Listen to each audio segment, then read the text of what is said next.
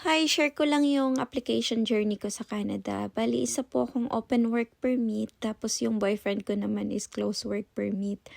Bali, dineclare niya po ako as common law or live-in po kami sa Pinas. So, ang ginawa namin is nag-search po kami sa mga group if possible po na makapunta ako doon. So, good thing nakilala namin si Mia kasi si Mia is nag-comment siya doon about sa CLP nga.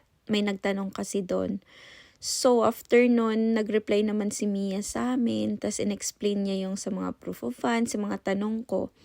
So, nag-decide kami na siya na lang yung gawin naming agent kasi, ayun nga, parang madami naman siyang natulungan. So, nagtanong kami ng fee sa kanya, ito lang yung binayaran namin.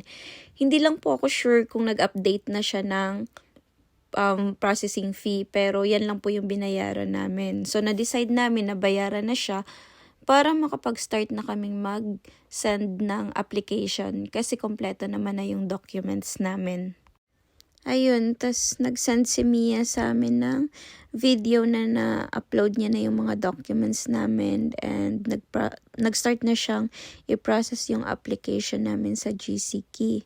So, ang ginawa, waiting lang kami sa biometrics kasi need namin mag-biometrics and mag-medical. Wala kaming binayaran dyan pero may binayaran ako sa medical na 12,730 po ata. Tapos ayun, nakapasa naman ako sa medical.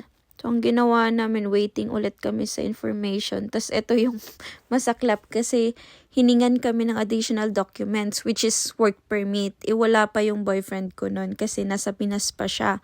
Ang work permit lang kasi binibigay lang pag land mo dun sa Canada.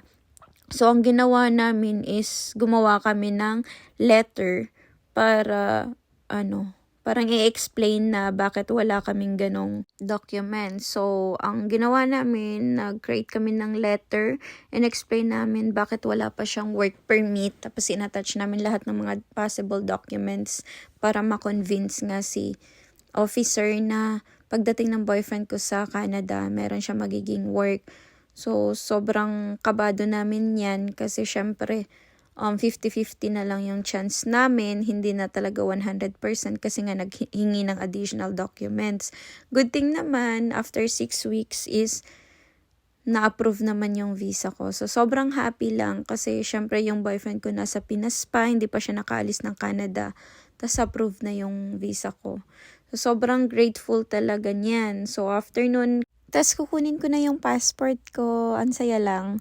Kasi 3 days lang yung process ng visa stamping ko. Tapos, in-email na agad ako na pwede ko na nga makuha yung passport ko na may visa stamping. Tas ayun, sakto naman walang mali yung mga information. Tama naman lahat. So ayun, last date kami sa Pinas bago mag-flight.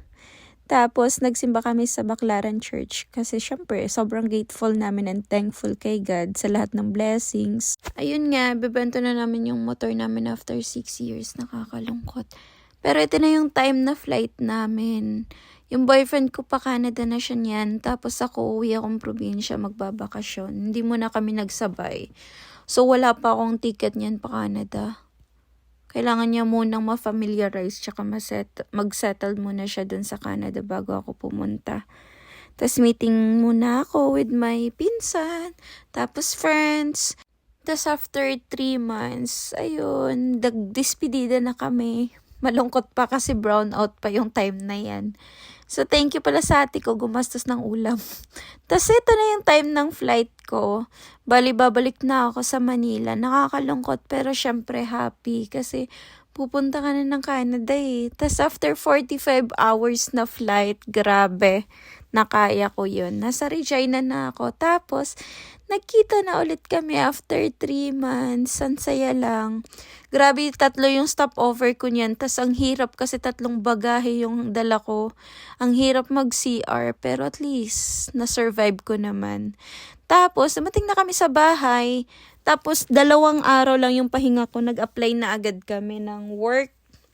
Tapos, sakto meron namang bagong open na Dalarama. Mag-o-open pala. Tapos, nag-apply ako. Na-hired ako. Tapos, ayun, nag-picture muna. Ito yung time na uwi na ako. Second day ko ata yan eh. Tapos ayun lang, sobrang happy lang kasi after 2 weeks na pagdating ko sa Canada, nakapag-work agad ako. Ang dali lang ng work ko dyan kasi cashier lang, merchandise. Yun lang ginagawa ko, hindi pa madaming tao. Tapos, ang mahirap lang talaga is nag-English ka buong duty mo. Kasi diverse kami, may Indian, may Pinoy, may Canadian. So, ayun lang. Thank you po!